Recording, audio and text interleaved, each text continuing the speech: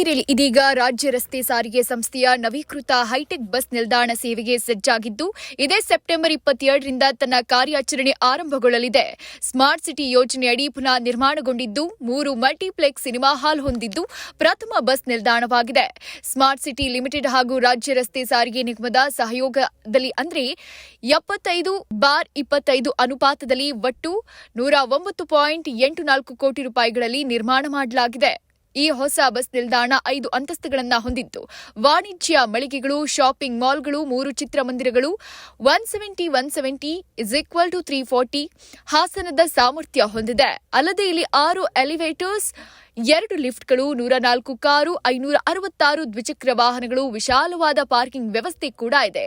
46 bus ನಿಲುಗಡೆ ವ್ಯವಸ್ಥೆ, ಶುದ್ಧವಾದ ಉಪಾಹಾರ ಗೃಹ, ಪ್ರಯಾಣಿಕರ ಆಸನ ವ್ಯವಸ್ಥೆ, ಬಸ್ ಟಿಕೆಟ್ ಬುಕಿಂಗ್ ಕೊಠಡಿ, ಬಸ್ ಪಾಸ್ ವಿತರಣಾ ಕೊಠಡಿ, ಮಹಿಳಾ ಪ್ರಯಾಣಿಕರ ವಿಶ್ರಾಂತಿ ಹಾಗೂ ಮಗು ಪೋಷಣಾ ಕೊಠಡಿ, ಶೌಚಗೃಹ, ವಿಶೇಷ ಚೇತನರಿಗೆ ಪ್ರತ್ಯೇಕ ಶೌಚಗೃಹ, ಪ್ರಯಾಣಿಕರಿಗೆ ಅನುಕೂಲವಾಗುವಂತೆ 21 ವಾಣಿಜ್ಯ ಮಳಿಗೆಗಳಿದ್ದು ಭದ್ರತಾ ಕೊಠಡಿ ಸೌಲಭ್ಯವನ್ನ ಹೊಂದಿದೆ. ಕಳೆದ ಮಾರ್ಚ್ 9ರಂದು ಸಾರಿಗೆ ಸಚಿವ ರಾಮಲಿಂಗಾರೆಡ್ಡಿ ಬಸ್ ನಿಲ್ದಾಣ ಉದ್ಘಾಟಿಸಿದ್ರು. ಆದರೆ ಚುನಾವಣಾ ಕಾಮಗಾರಿಯ ಅಂತಿಮ ಸ್ಪರ್ಶ ಕಾರಣದಿಂದ ಬಸ್ಗಳ ಕಾರ್ಯಾಚರಣೆ ಅಧಿಕೃತವಾಗಿ ಆರಂಭಿಸಿರಲಿಲ್ಲ. ಈಗ ಹೈಸ್ಕೂಲ್ ಮೈದಾನದಿಂದ ನಿಲ್ದಾಣ ಸ್ಥಳಾಂತರ ಕಾರಣದಿಂದ ಸಾರ್ವಜನಿಕ ಬಳಕೆಗೆ ಸಿದ್ಧವಾದ ರಾಜ್ಯದಲ್ಲಿ ಪ್ರಥಮ ಹೈಟೆಕ್ ಬಸ್ ನಿಲ್ದಾಣ ಇದಾಗಿದೆ. ಇದು ದಾವಣಗೆರೆ ಜನತೆಗೆ ಒಲಿದು ಬಂದ ಭಾಗ್ಯ.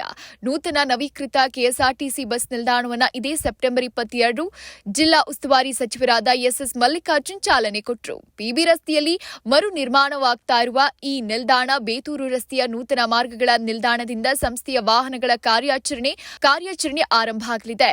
ಸೆಪ್ಟೆಂಬರ್ 22ರಿಂದ ಹೈಸ್ಕೂಲ್ ಬಸ್ ನಿಲ್ದಾಣದಿಂದ ಸಂಸ್ಥೆಯ ಎಲ್ಲಾ ವಾಹನಗಳು ಕಾರ್ಯಾಚರಣೆಯನ್ನು ಸ್ಥಗಿತಗೊಳಿಸಲಾಗುವುದು ಅಂತ ವಿಭಾಗೀಯ ನಿಯಂತ್ರಣಾಧಿಕಾರಿ Siddeshwara N Hebbar Davanagere Power News 1ಗೆ ತಿಳಿಸಿದರು. ಏನೇ ಆದರೂ ರಾಜ್ಯದಲ್ಲಿ ಪ್ರಥಮ ಹೈಟೆಕ್ ಬಸ್ ನಿಲ್ದಾಣ ದಾವಣಗೆರೆಯಲ್ಲಿರೋದು ನಮ್ಮ ಖುಷಿಯ ಸಂಗತಿ.